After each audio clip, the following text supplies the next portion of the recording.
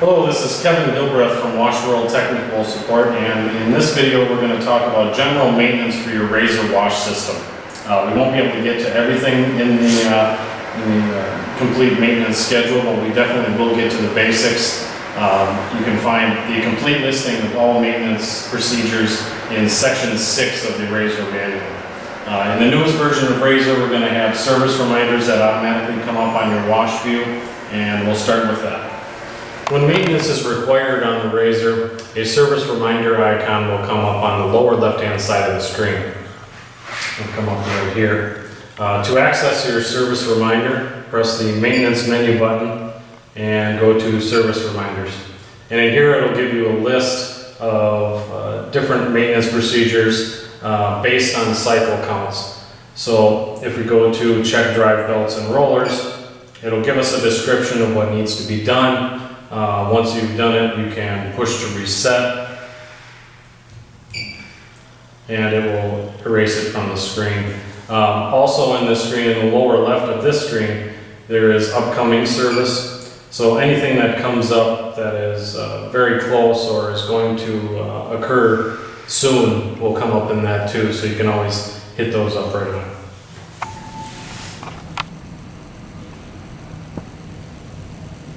In this section, we're going to talk about greasing of the razor system.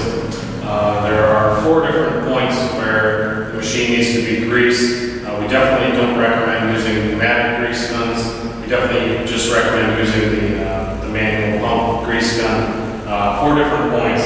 There's 5 greasers on the driver's side, 5 greasers on the passenger side. There is a block of 8 that are on the trolley, and there's also 2 points on the very top of the trolley in the 90-degree slope. Okay, so we're on the driver's side of the razor system, and here are your 5 grease zerks for this side. These 5 grease zerks will do the driver's side carriage rollers and also the driver's side drive system and bearing.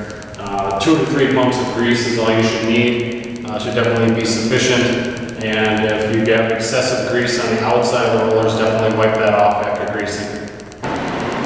The same goes for the passenger side of the razor. There's 5 grease zerks located here, which get the passenger side rollers, carriage rollers, and the carriage drive system.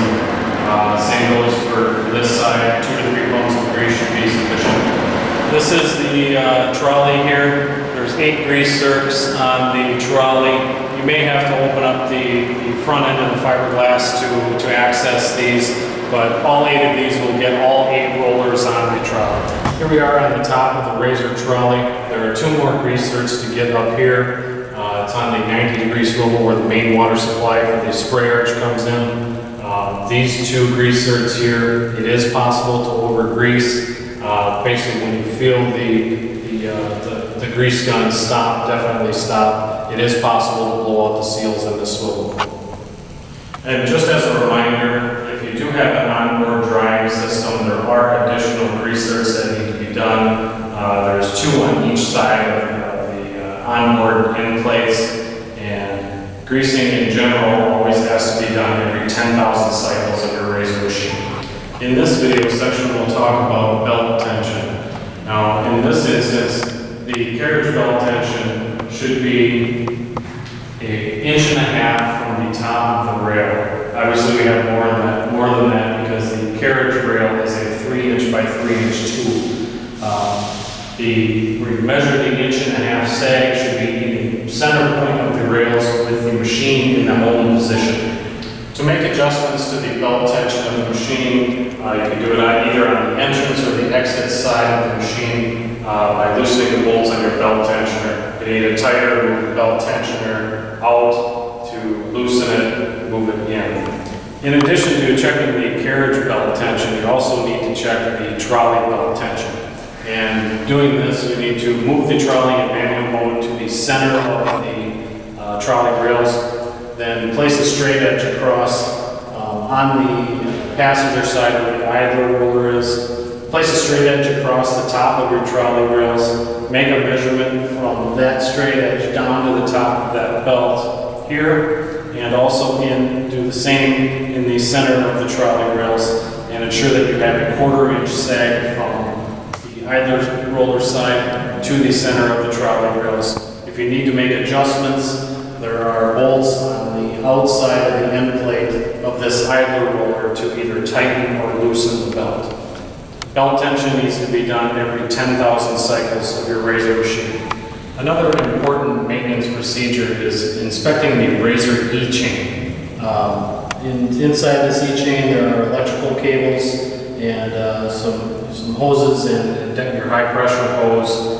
You definitely want to check to make sure that there isn't any unusual wear on those cables and hoses. You also want to inspect your cross members here to make sure that there isn't any wear on the insides of these. And the other thing to check for is make sure that this E-chain isn't leaning one way or the other, and make sure that your support rollers are spinning freely. This maintenance procedure should be done every 10,000 cycles. In this video section, we're going to talk about dryer maintenance. Dryer maintenance should be performed monthly, irregardless of cycle count.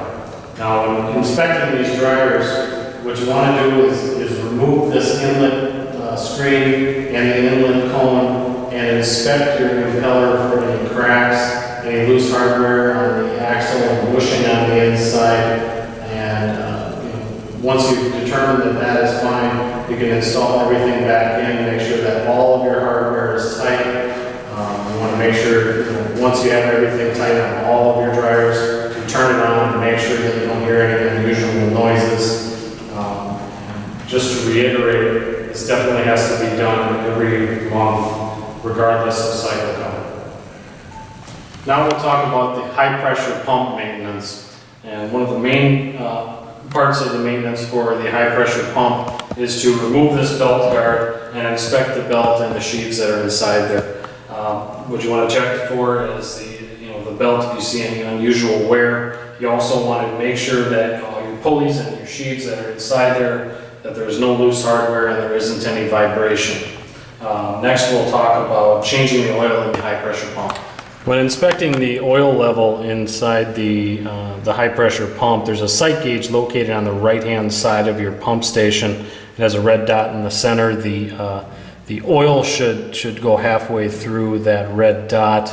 You should also inspect the oil to make sure it doesn't look milky, which would suggest that there may possibly be water inside the oil. Manufacturer's recommendations for changing the oil is after the first initial week of operation and every 6 months thereafter. In this video, we've covered the most important and the most critical maintenance procedures. For a complete list of maintenance procedures, please refer to Section 6 of the Razor Manual. Thank you.